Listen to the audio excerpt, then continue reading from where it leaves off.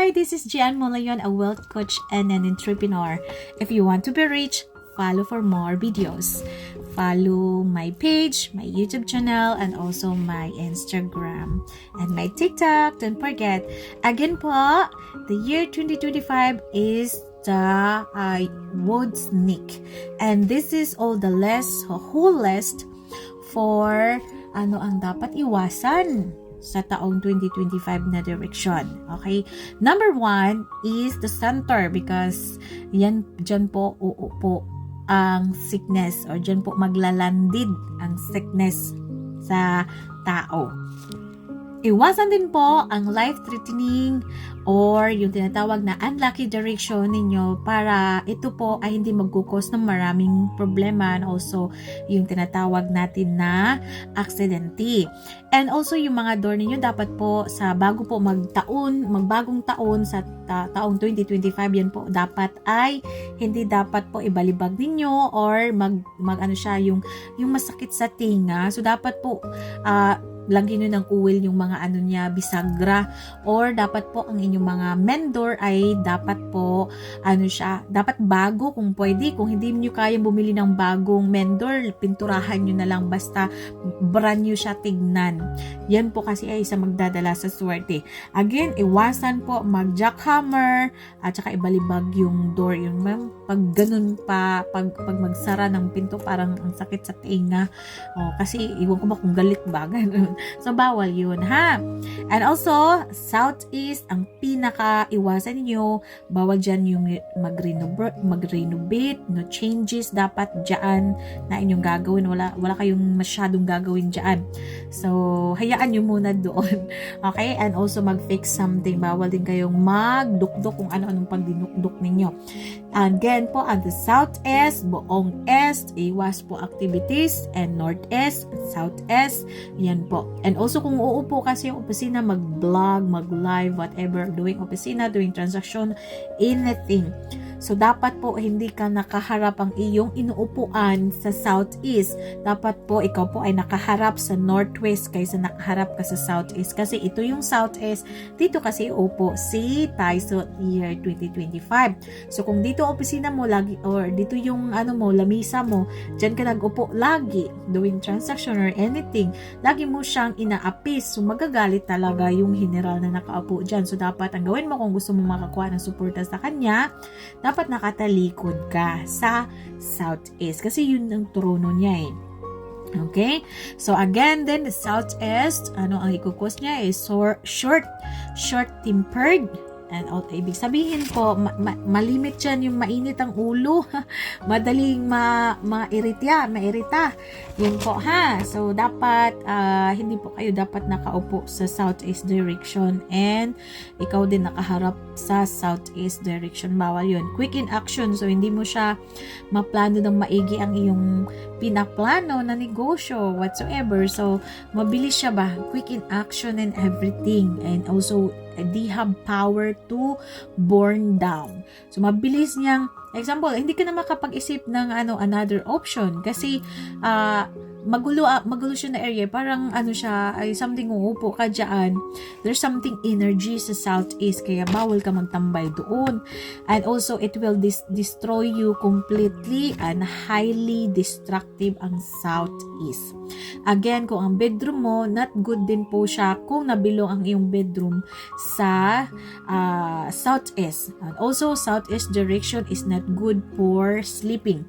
At saka yung mga bolt ninyo, yung mga safe, mga ipon, mga pira, sa bangko bawal po ninyo ilagay sa southeast kasi it will lead to cause of loss of wealth. Ano ba yung loss of wealth?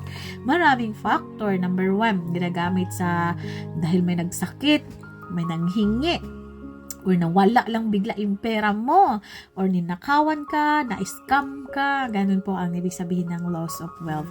And dapat po ang inyong mendor wala sa southeast, kasi kung ang mendor mo, nagkumpas ka sa loob ng bahay mo, nandun sa southeast, naku, palaging nag-aaway ang mga anak mo. There is a trouble for children.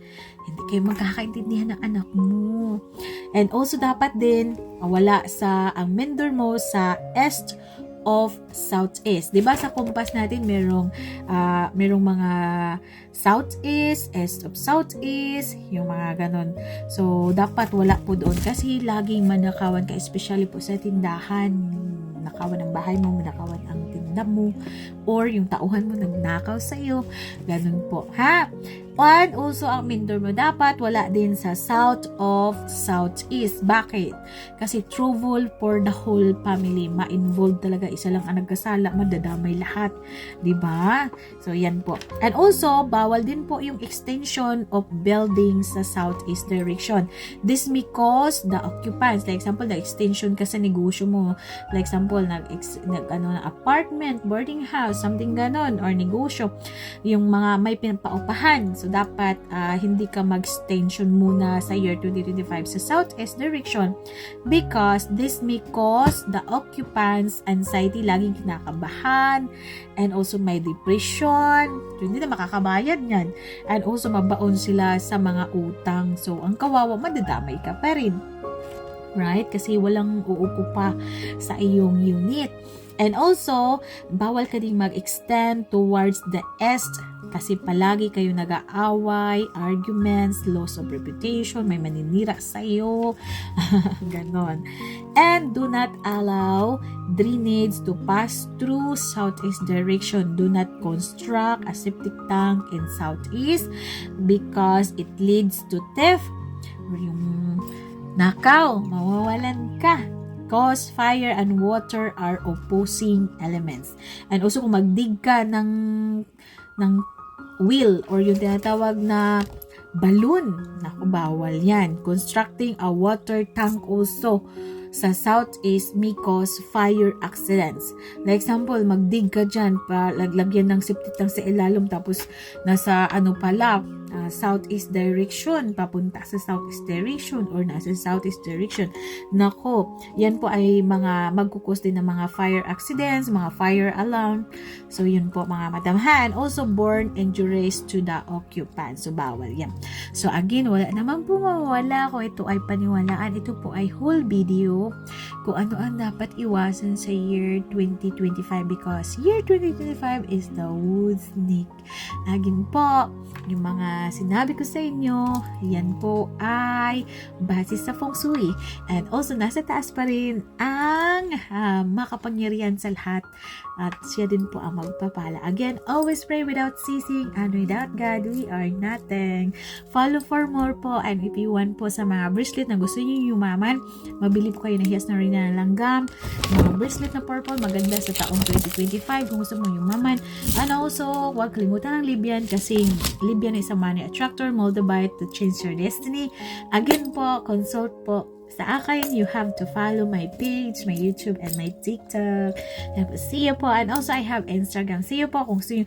Ako po is a living testimony from rags to riches. Dahil naniniwala at yumakap po ako ng higpit sa pampaswerte. Of course, hindi nawawala si God, number 1. And sabayan po ng sipag, tiyaga, at paniniwala. And also puyat. And discarding makes you wealthy. Okay, see you po. Salamat sa panonood. Follow for more and also share para po makatulong sa iba. Thank you.